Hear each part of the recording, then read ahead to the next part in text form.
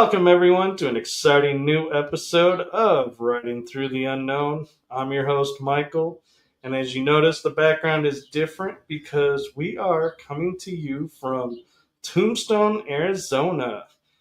And I am blessed to have with me a guest that I've been wanting on the show, and I've been trying to figure out where and when would be the perfect time to bring him on. And he happens to live nearby, so we are going to try doing an episode in person for you all. So this is a new thing for both of us and for you watching. So I'm going to turn it over and allow my guest to introduce himself, the one, the only, amazing, talented Jeff Woolwine.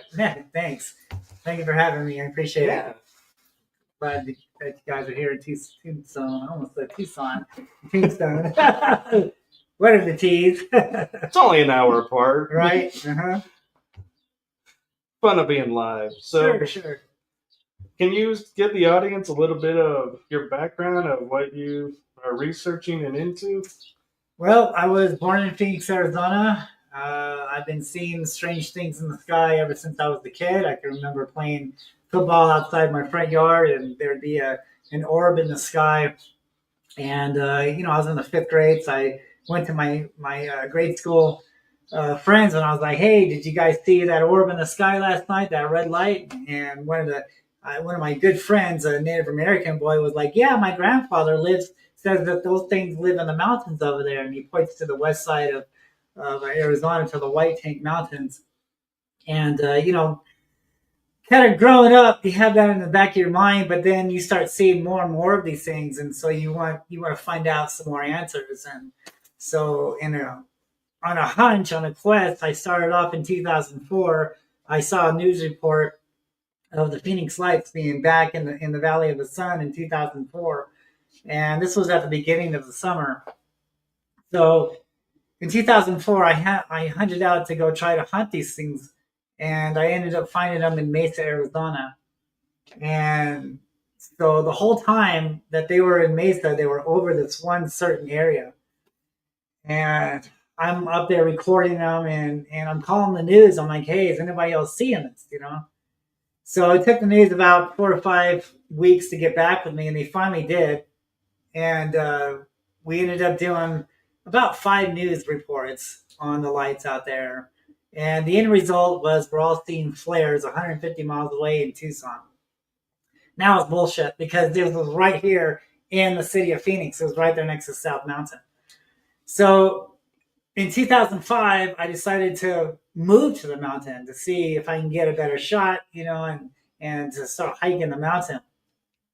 And lo and behold, I got this apartment, and it was about a mile away from South Mountain on the east side. And it didn't take very long. This black object came out of the sky and proceeded to go down on the mountain.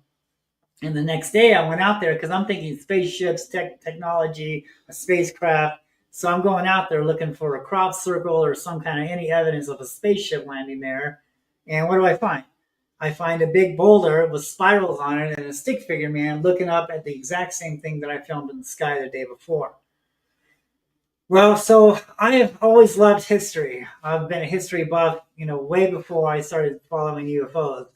And I can remember, like, maybe a year prior to that, there was a Native American who worked at the Pueblo Indian Art Museum, and he was like a type of medicine man, if you will.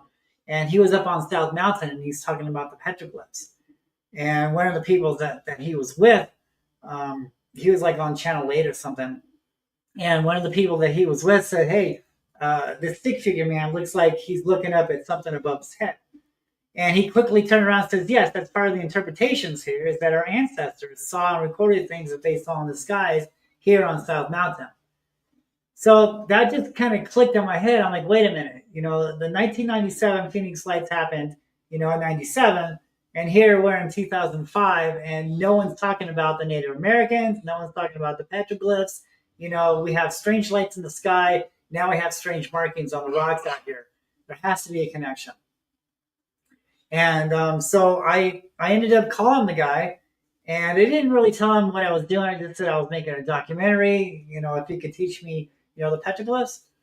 So we go up on South Mountain. We spend a few hours up there, and he's going over, like the lizard man and the spirals. And he's talking about the spirals are symbols for doorways. And he says when the spiral is going counterclockwise, it's a doorway in. And the spiral is going counterclockwise, it's a doorway out. He says if the spiral ends in the crack, he says that's the doorway to the underworld for the spirits. He says if the spiral ends up, there's a doorway in the sky. It's like a vortex. I said, a vortex? He goes, yeah, it's like looking down into a tunnel. He goes, those spirals represent the locations on where these vortexes or these doorways are located at. But over the years, studying all of this, in the beginning, I said I was filming these lights over a certain location. Well, that location was over a power plant.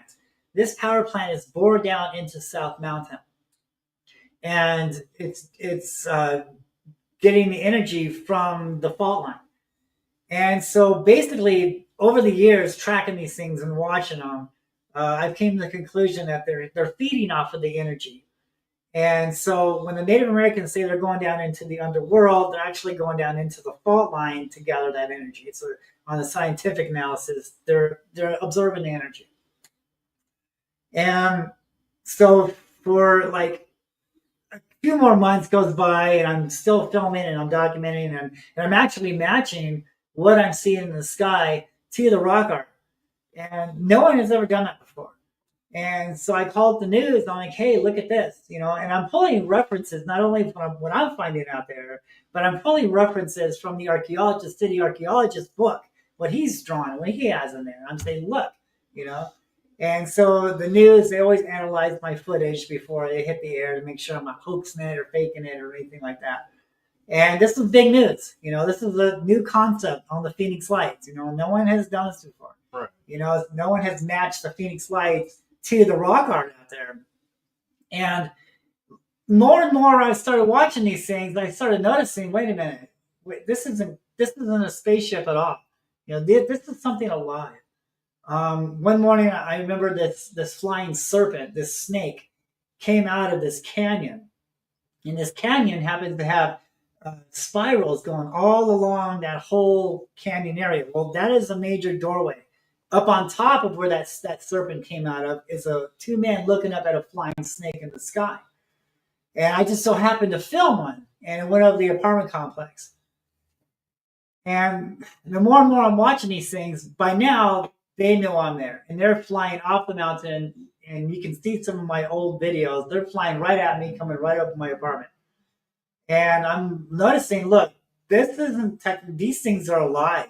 This is another species, And just at that time, this is before Ancient Aliens, this is before UFO Hunter Show, this is before Skinwalker Ranch, this was in 2005. And one of the people that worked for UFO Magazine was in town, and he had this idea of a show called UFO Road Trip, where he would go and visit people and talk to people, much like what we're doing now, and put it on a major network and make a show out of it.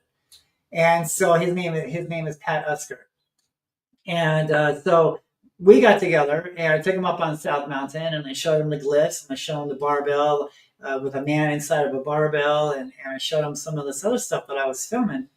And we both agreed that this is something, this is different, And so later on, he went around and he went cruise throughout the United States filming people. He took it back to California, dropped it on the Hollywood desk producers, and they picked it up. And instead of UFO Road Trip, they call it the UFO Hunter Show. And so that aired for about a year, maybe a year and a half, before they wanted to come out and do a segment on the Phoenix Lights. And they called this episode Arizona Lights. And Pat asked me if I would like to be a part of it to show the petroglyphs. And I said, yeah, sure, it'd be great, But he's like, but you can't talk about, if you're going to say these things, you're going to talk about these things, you must say spaceships, you must say crafts. You can't say living creatures. You can't say living beings.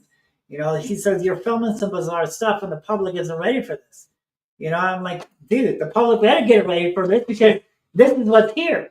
This is something different. Spaceships, craft, aliens from other planet. that's all fine and gravy.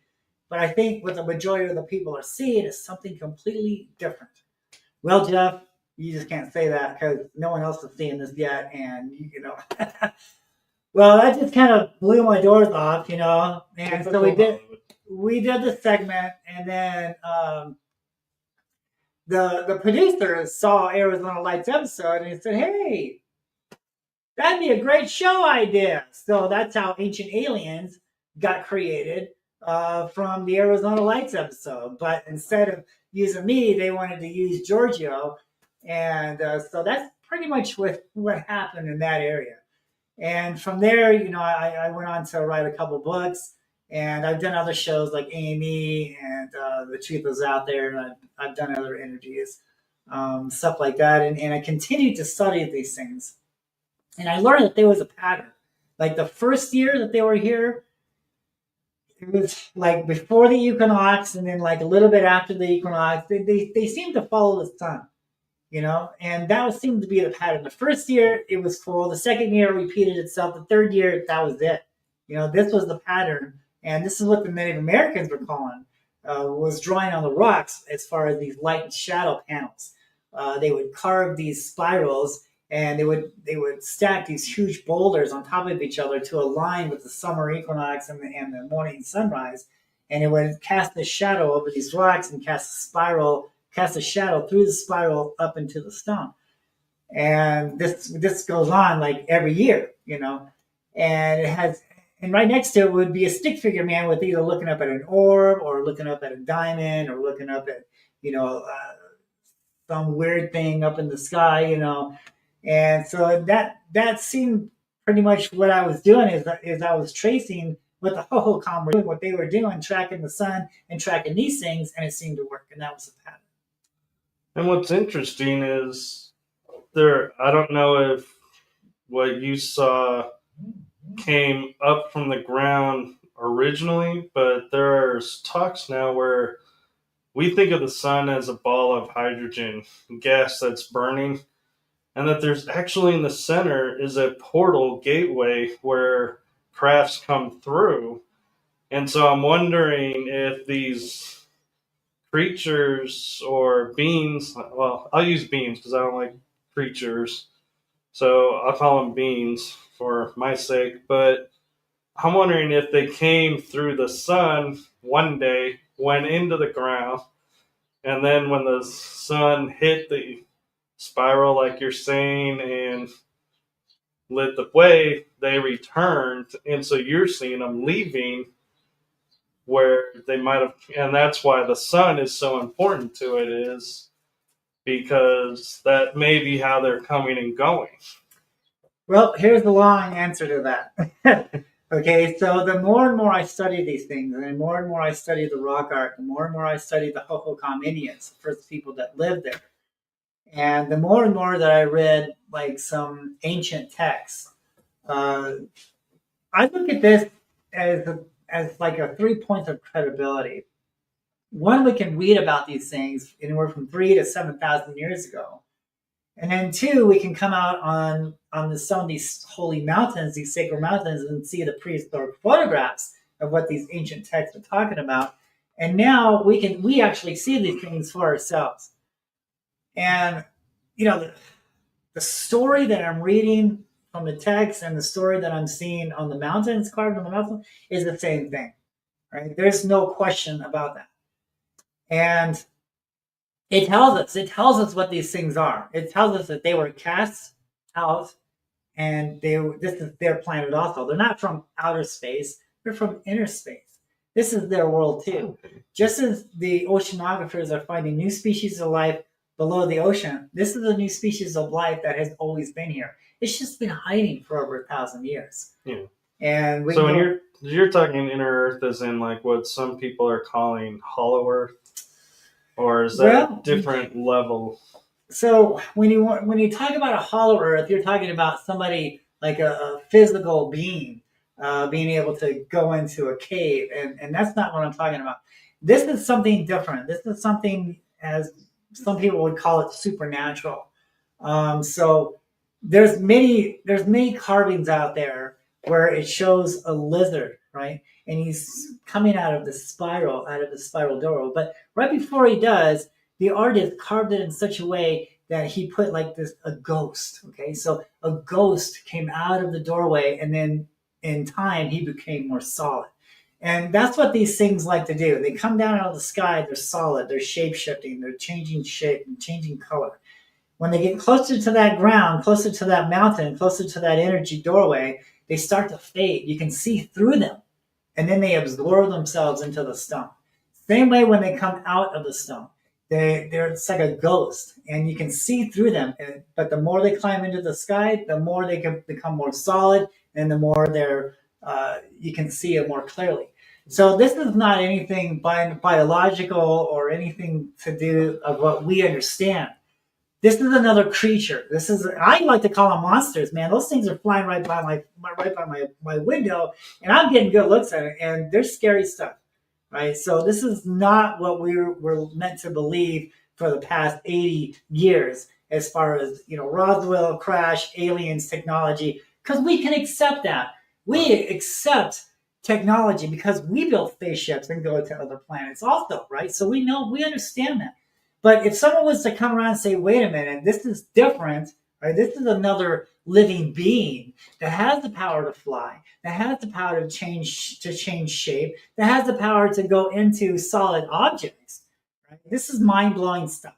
This is the reason why the History Channel didn't want me to talk about this, right? And so now, over 20 years later, they're talking about jellyfish. Well, I discovered these jellyfish back in 2005, And I've always been saying this. Look, this is different. This is a living creature. This is something that is not normal to us, It almost sounds like there are stories of fallen ones, which right. The angels. You got it. Fell. That's it. I don't want to start talking religion because I'm not into religion, but when we look at that book as a type of history book, it tells us what these things are. It tells us who dealt with them, how they disappeared, where they went, and what everything was all about. And that's what the Hohokams are. The Hohokams were the first people that arrived in Phoenix, Arizona. The Pimas called these people the Hohokam, which means the people who are gone, the people who are missing, the people who got taken away. Because they lived here in that valley for over 1,000 years, and all of a sudden they just vanished from history. Not only this tribe, but all the tribes around the world at the same time, they ended up disappearing all at the same time. Pimas call themselves ancestors. They named them, but I'm thinking more of the Tohono O'odham tribe is more inclined to be relations to the Hohokam Indians. Well, and what's interesting too is talking about it coming up from the ground and becoming solid. The creation stories of virtually every indigenous tribe that I have researched in North America, and I'm sure it's similar to others, but I focused on North America. They said they were dubbed the Red Man because they rose out of the red clay and started to walk. And so that seems really similar to what you're saying is these objects or creatures come up out of the ground, become solid, and go and do what they're doing. That's what a lot of Native Americans say. They say that they emerged, out from, I believe the Hopis say that they emerged out of the Grand Canyon, right. Things like that. So that's kind of like the tradition, oral tradition of where a lot of these tribes came from is they emerged out of, certain areas. But when it comes to these things, man, you know what I'm saying?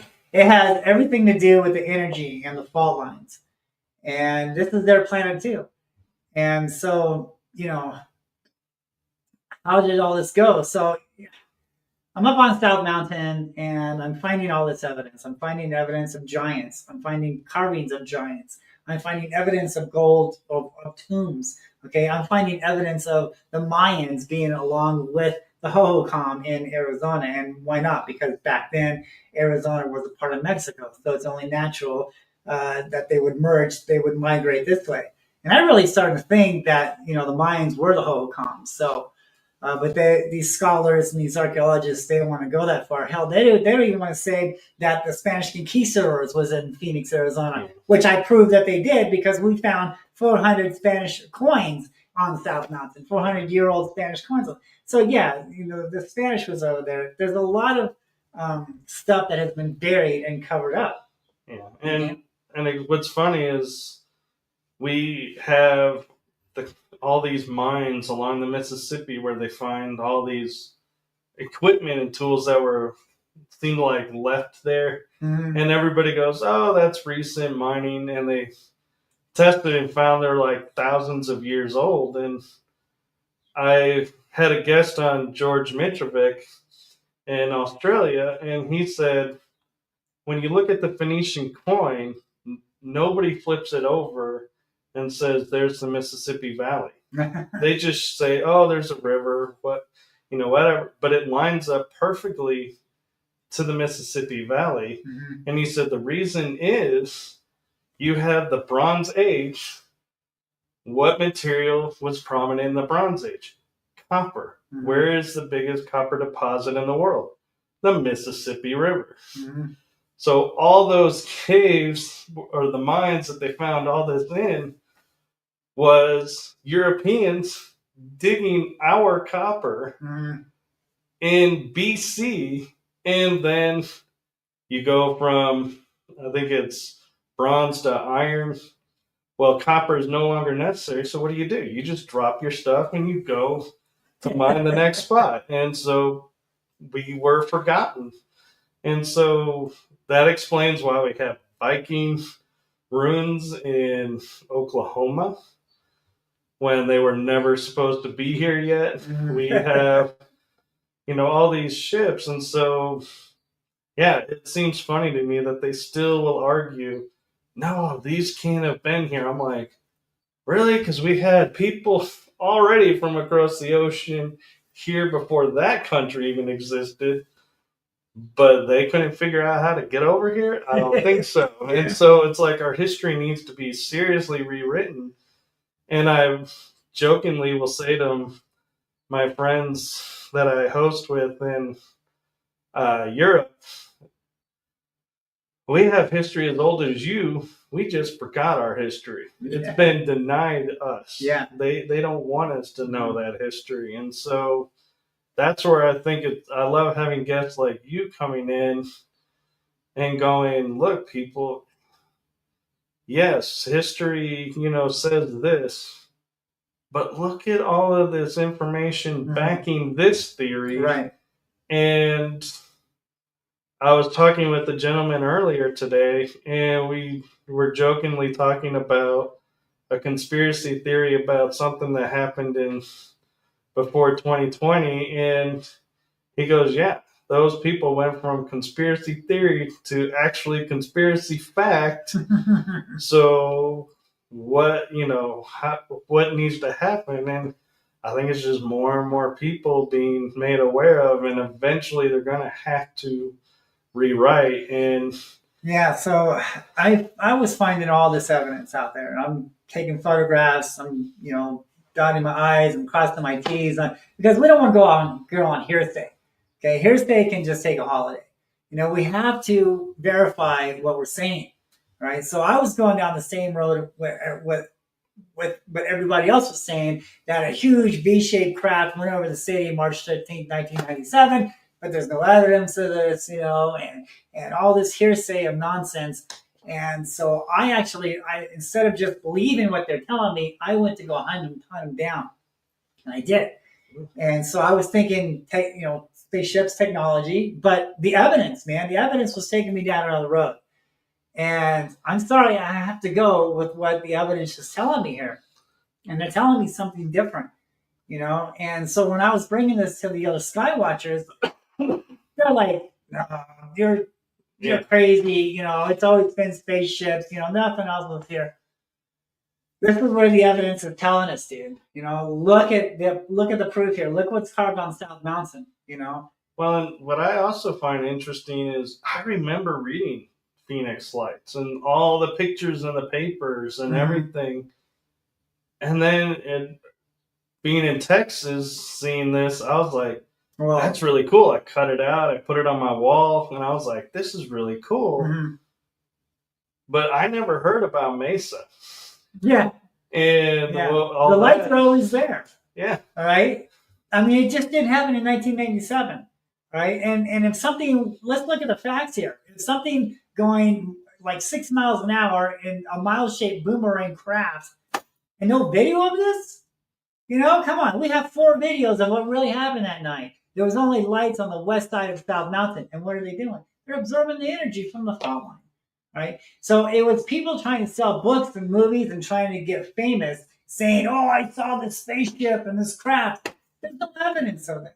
And why do we have videos of this? Is because there were sky watchers out there nights before filming the lights, and they were ready for something to happen. That's why we don't. That's one of the videos of what we have of what really happened that night, is because we had people looking for the lights. So my point is, if anything was going to fly over the city, they would have got it.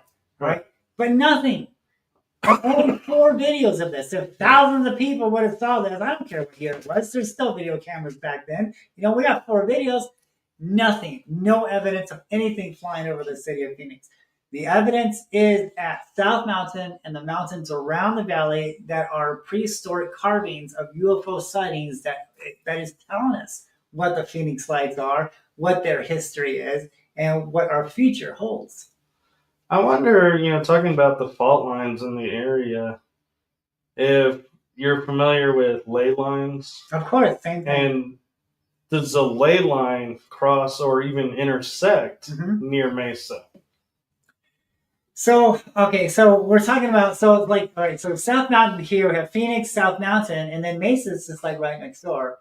So, I mean, it's not that far from Phoenix. I mean, it's right there in the same parallel. So it's that same fault line. So the power plant is boiled down into, the fault line of South Mountain. It just so happens to be, around in the Mesa area.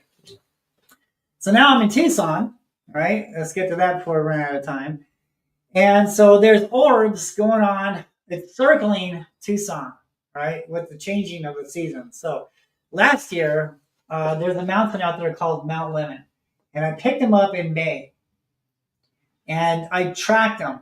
I tracked them all the way out of the city. From May, June, July, August, November, all the way until October, they were way out of the city. This was in the summer of 2004. And in May, they were coming in at 12 midnight. So by the time they hit October, they were coming in at 4 a.m. Right? And then we had the summer solstice, and now, right before the spring equinox, they're back over here on this mountain, on the Recon Mountains. But what are they doing?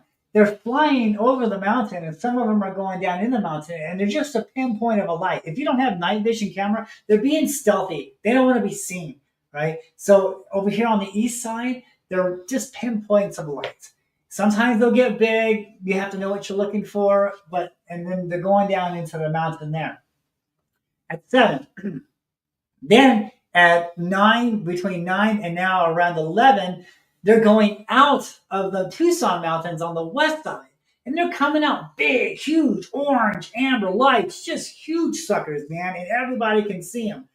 And so I've been tracking them all the way up into September now. And then May, they're going to be over here at Lemon again. So they've made a complete circle. So not yet. We're to that point. We're this close because May is coming around the corner now. And they're right here at that mountain. They're right here on the edge of May. Right? So now they're going to come around this way. So they've made a complete circle through the changing of the seasons, through the sun, around the valley. And what happened? So I first started seeing them on May 10th. Okay. What was so significant on May 10th of 2024? Well, the Aurora Lights was here. All right. The Northern Lights was here. And that's when everybody could see the Northern Lights. Well, the only way we could see them in Tucson is if we took photographs and looked back at the photographs. My wife was doing that, and then I was seeing lights in the photos. And I'm like, what are these lights? What are those little specks of light in the photo? That's when I grabbed my camera, and I noticed the orbs, because you can't see them with the naked eye. The orbs are out there flying around and going inside the mountain and flying around the mountain. So that's when I picked them up, right? And so what is so special about the Aurora Light? Well, it's putting ions and electrons in the atmosphere, Okay, and I believe this is what's going on here because when we watch the lights would come in, a little pinprick, right, coming in, and then they get real bright over this certain fault line, energy line, and then they dim out, and then more come in, right? You got to see my stuff. More comes in, big, bright orb lights, and then they disappear. What are they doing? They're going over that fault line and a combination of the fault line and the ions and the electrons, and they're gobbling it up like Pac-Man, and they're getting that energy, and then they're moving on. So it's like an intergalactic gas station for these things of energy. Yeah. Mm-hmm. No one's talking about this stuff yet, right? We're not talking about fault lines, not talking about ions, electrons. When I first did all this, I was so upset with the UFO Hunter show. I was like, damn it, dude, this is what's going on here. Why won't you let me present my evidence? Well, it took me like 10 years to finally figure out that I was 20 years ahead of these other skywatchers, of these other researchers, and it just kind of just blew me away that just now, because now they're talking about jellyfish, right? And now they're saying, oh, maybe these things aren't spaceships. No shit, dude. What have I been saying? And then Pat Eskert, he finally emailed me and he's like, dude, I said, I know. Didn't I tell you about this in 2005? He's like, well, we couldn't talk about that. It was so, controversial at that time, so we just couldn't talk about it. But now they're talking about, well, what if it's not a spaceship? What if it's a living creature? And I'm like, dude, yeah, I know. I discovered that shit years ago, right? And now we're at this point where we're talking about the ions and electrons and the energy and the fault line. And I believe that is what's happening. So we're 20 years ahead of the other researchers now because you watch, eventually they're going to get that same idea too. And I kind of wonder, because the geo shifting and the north being no longer in the north, could it be the lights kind of was like coming down and saying, okay, guys, here's where you need to be. Here's where the energy is now, because we've shifted. And the reason I bring that up is because I had a guest on about the Nazca lines, and everybody's familiar with those. But she was saying down the coast is a trident that's pointing towards the Nazca lines. And I was like, I was thinking, why would you build a trident pointing the way to lines? I mean, these people coming from space or from inside the earth, they have way better technology of navigation than we do. But then I was thinking about it going, well, wait a minute. If this was formed when the earth was the so-called Pangea continent, supercontinent, things shifted apart, you come up, you may be sitting there going, well, this is where it was last time I was here. Where is it? And you go, oh, wait, there's that marker. Okay, we're going over this way. And so it's like we assume everything's always been where it is, but everything is constantly in motion. So they need markers. And so I'm wondering, like you're saying, the Northern Lights showed up. They showed up and started utilizing the area, going in a circle, that was like their marker. I think what we're seeing now is stuff that humans haven't seen since the Ho'oponopono, since over 1,000 years ago, and history is repeating itself. And I was living in Tucson for like at least 2 years, before I noticed them in May, and I was living there at the mountain, right by the mountain, and I was always having my night vision out there, and every once in a while we would see an orb heading towards the mountain, or one would leave from the mountain. There was nothing compared to what was going on May 10th. And so it's very possible that it's been going on before that, but I missed it or something. I've been out there at 1, 2 o'clock. I've been looking before I go to bed. My window is facing the mountain, so I'm always constantly, this is what caught my attention on May 10th. And then all of a sudden, damn, there's massive orbs out there, not just 1, 2, but we're talking, like 50 a night, sometimes 100 a night are out there. Just a lot is going on. And I'm like, dude, I'm just thinking that, and we're getting ready to have another aurora light sign, another northern light sighting tomorrow night. That's going to put a lot of energy here. It's going to happen tomorrow night, so I'm expecting to see a bunch of lights out there tomorrow night also. And this hasn't happened, in our area for over 1,000 years. And I think what might have happened, what might have occurred because of the energy that's being poured down, it charged these mountains like a car battery, right? It charged these fault lines, and things are changing. I mean, they're talking about a pole shift. I mean, the pole shift is changing. Things are changing in the Earth. The Earth is changing. So maybe this is the reason why, everything is coming this way now. And now we're getting the aurora lights where we're not supposed to be getting the aurora lights, but we are now. Something's going on. And it's charging that mountain, and it's attracting these creatures to these energy spots. And it's cool too because they're following the sun. That's why they're moving from May, June, July. They're changing, and they're changing times also. So one thing I'll share with you when you say like why you didn't see them before is I had a teacher that shared with me. She goes, take 30 people in a room and you say to them there's a UFO outside. 10 people won't believe. They'll go outside and say there's nothing out here, and they'll just leave and be like, yeah, this was a waste of time. Mm-hmm. 10 people may go, there's something out there. Not sure it's a UFO, but something's out there. So they see something blurry because that's their filter. And then you have 10 people who are true believers and they go like, yeah, that's cool. Let's go see it. And they'll not only see the craft, but they may see someone walk out of the craft. Mm-hmm. And they'll be the ones reporting the story. And then the other 10 are like, I never saw that. This is all make-believe. Yeah. It's like because their filter blocks what's in front of them. Yeah. So you may not have been ready to see it. So your filter didn't allow you to see it. And like you said, they've always been there. Mm-hmm. But then something triggered and your filter was like, now's the time. So if switch was flipped and all of a sudden, boom, there they are for you. It's interesting too, because I've had incidences where like somebody would be standing here and they say, hey, do you see that orb?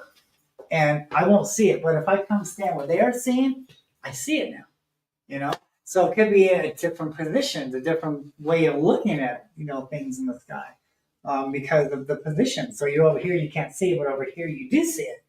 So it's weird stuff that's happening here. The day I died, these things are alive. These things are creatures. This is not technology. I have seen some things in the sky that could resemble a craft. I've seen a flying triangle. It echoed through the canyon walls of South Mountain. It was so loud, it screamed through the sky, and it echoed through the canyons. And I've seen jacks flying in the sky. Could those be crafts? Sure. But what I think the majority of the people are seeing as far as the Phoenix lights, these orbs, and now jellyfish. We call them tadpoles back then when I first discovered them. We call them tadpoles. Now they're calling them jellyfish. These things are alive. They're living creatures. And they're scary.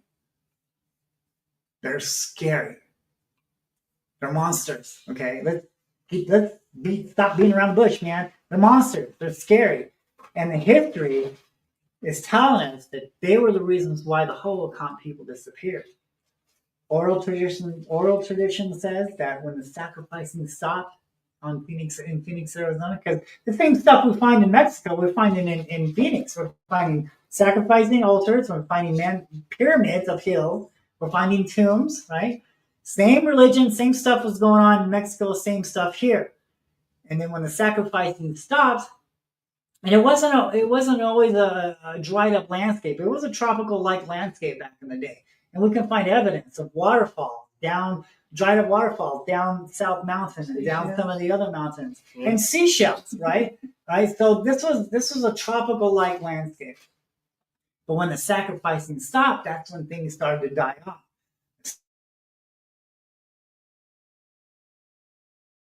Spirits stopped coming around. the sacrifice. We can't eat now. There's no water. Everything is drying up. We stopped the sacrifice. We must continue to sacrifice to keep the gods happy, to continue the sun to circle and its cycle. We must do the sacrifice. But the elders didn't do it for some reason. Legend says that all of a sudden the devil came from the east and picked these people up and took them away. And the petroglyph shows these flying serpents, these flying orbs, picking people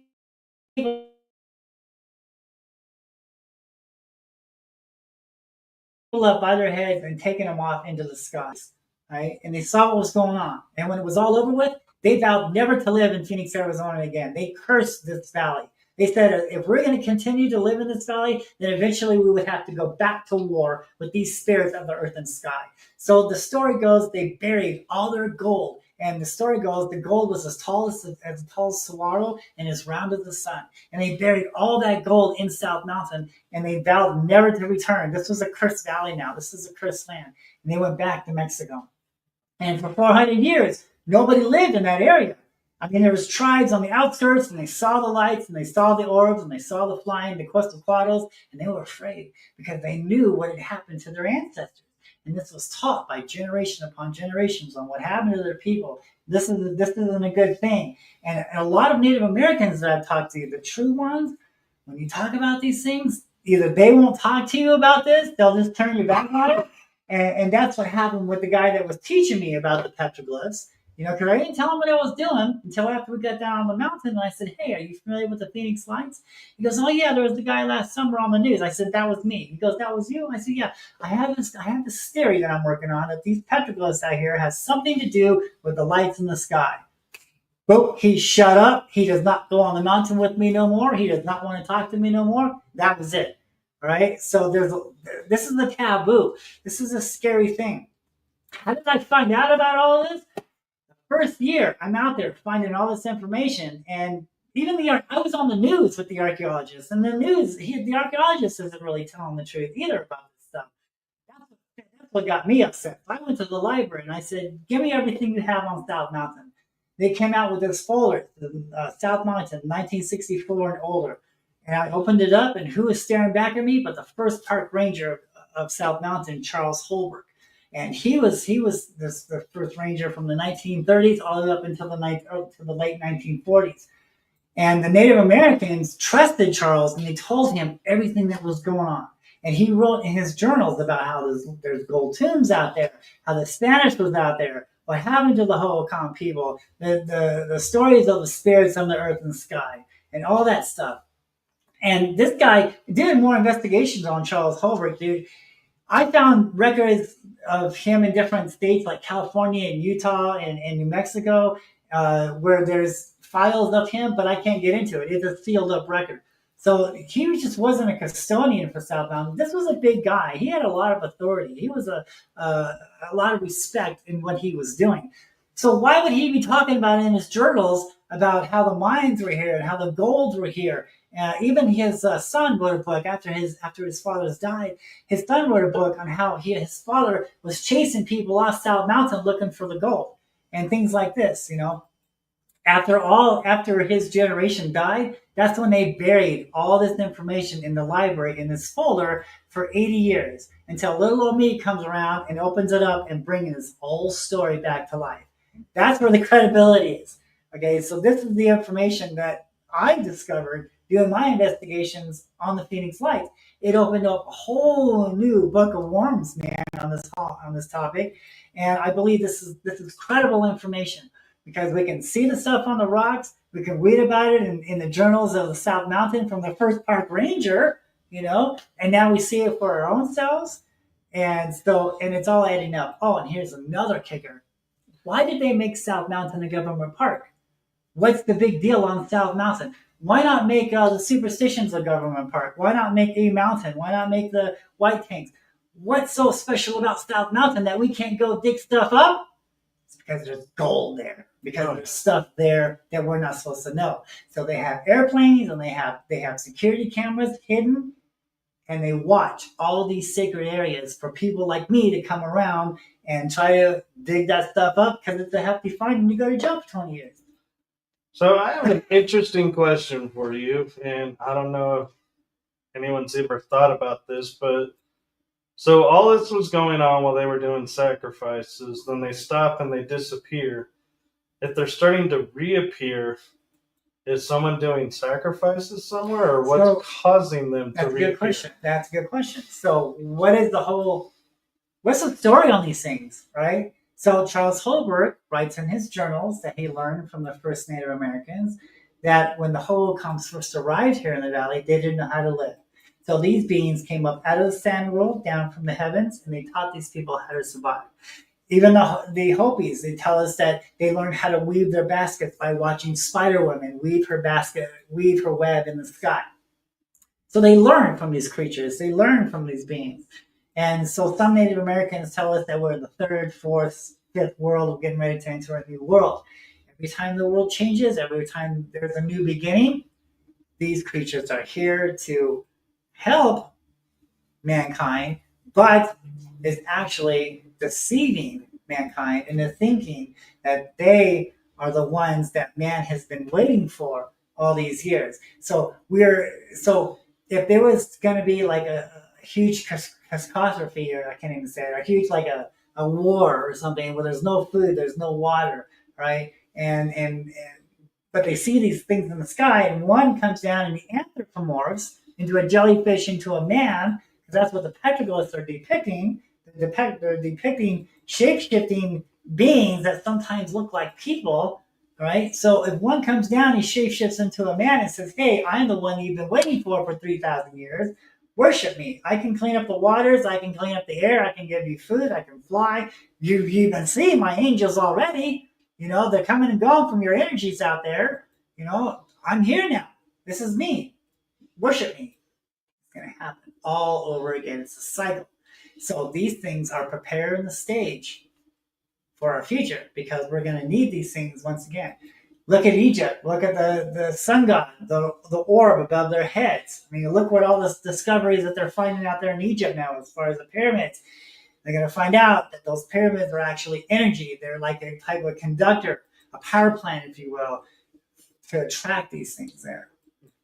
So here's an interesting thought for you, is because I know that there are beings out there that will be like what we would call in native term or indigenous terms the tricksters. Mm-hmm. So could it be that instead of them being returning and saying, "Here I am on this person that you're looking for from these glyphs," could they be different beings that are trying to trick us from who originally was on those glyphs, and that the original people may have been actually beneficial, but because these people came and did kind of like an example would be like the swastika, great symbol of hope and everything to the Buddhists. Nazi Germany comes in, makes it a symbol of terror and tragedy and horror. Could these beings be doing the same thing, coming in and saying, "Oh, we're this. We're here to help," like you're saying, "We're here to help," but they have a different agenda.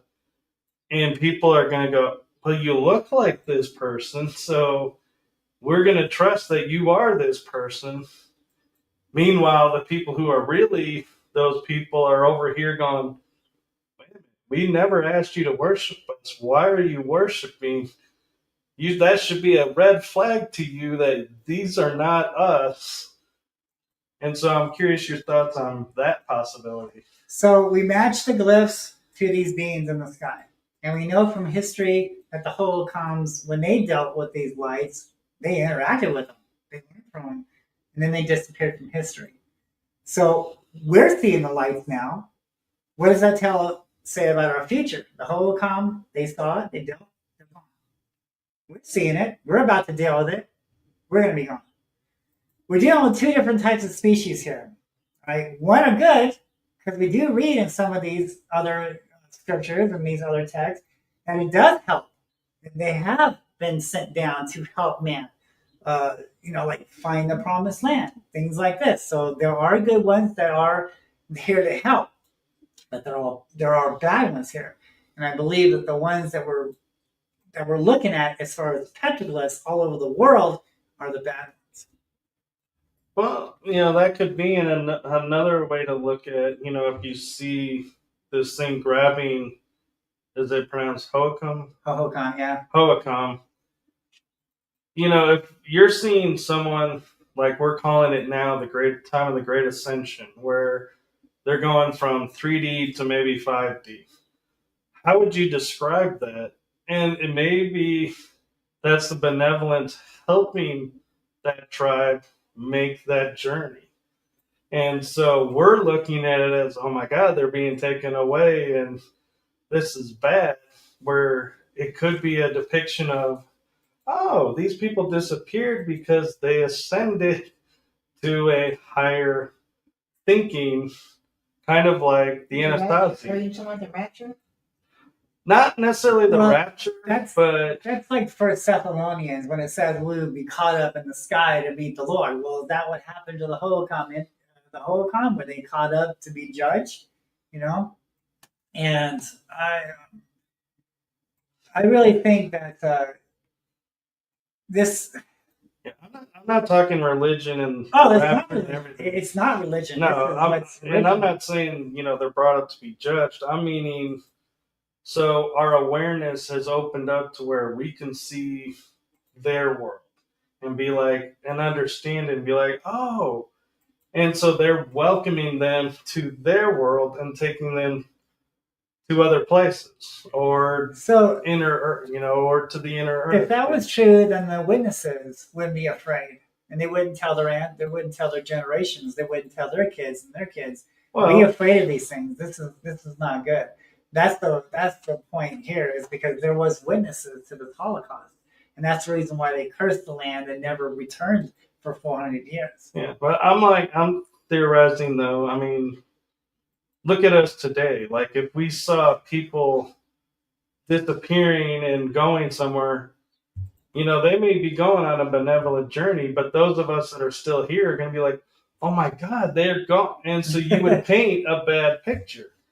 And so I'm wondering if they didn't understand what they were seeing. And there's too many texts and references to say that, this is something that isn't good. All right. And this is the reason why some of these Native Americans, they won't talk about this stuff. And I'm just trying to throw right. ideas that everybody. I see your point, and it could be possible if we didn't have other evidence to suggest that it's something maybe different. Because if it was cool, then we would all know about these things. The government wouldn't be hiding these things, right? They'd be telling us, look, this is wonderful. They're going to cure AIDS. They're going to help us out. But no, they're keeping shush about this thing. They're not going to tell us what's really going on here. They're following these things for way before I came around. They know what's going on. They know the history of these things. You have better faith in the government than I do. I view the government as they're wanting to control us, so they will keep us in fear and under control and not want to give us this beneficial news. If everybody told us, hey, guess what, people? The Phoenix Lights took the first Hohokam people away. Isn't that wonderful?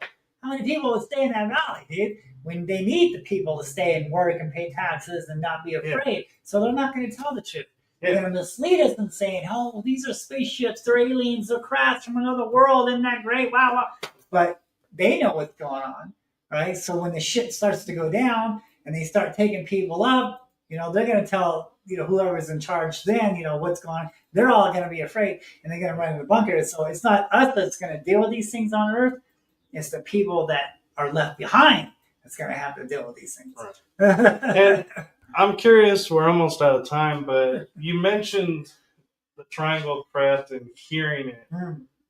And I don't know if you're familiar with the TR-3Bs, which are I've heard about it, yeah. Man-made, supposedly UFOs, and they're all triangular shaped. And I'm wondering, could that be what you witnessed? Because I don't imagine... Can I say something? Sure. So I have took a picture of the Phoenix lights, or the original lights, and his lights that he films. I have put different filters on there to try to show if there's a craft in there and you don't see any shape of anything, just lights. That's it. That's Right. all you see. No matter what filter I put on it, that's all you see. I cannot bring out any shape of an object that these lights are attached to. It's just the lights, and that's it.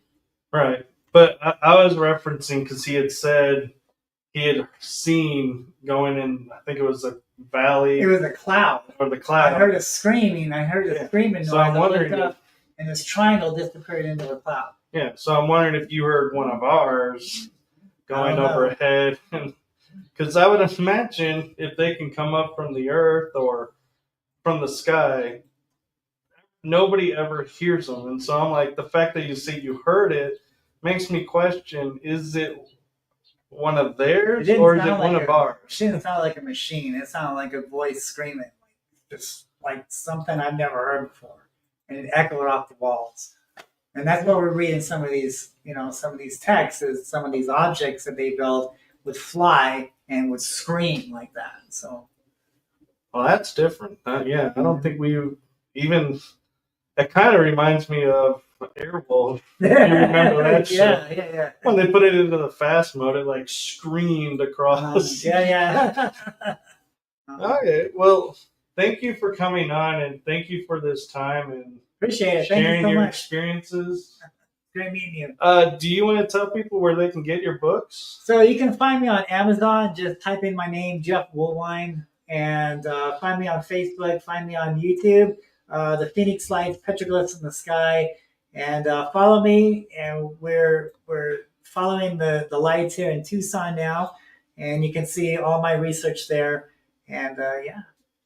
Awesome. Well, thank you so much. And for those of you who are watching, if you're a fan of Paranormal Versus, that voice you heard was Pam Woolwine. She was on there, and she helped me to arrange this, so I want to give her a shout out to her. And they are here, both of them, to help show me and my guest Rob around Tombstone. So I am grateful, and I just want to give a shout out to them. And if you guys get a chance, follow them. And Pam is with Ghost, isn't it? Haunted Encounter Adventure. Haunted Encounters? That's ours. Yeah. Okay.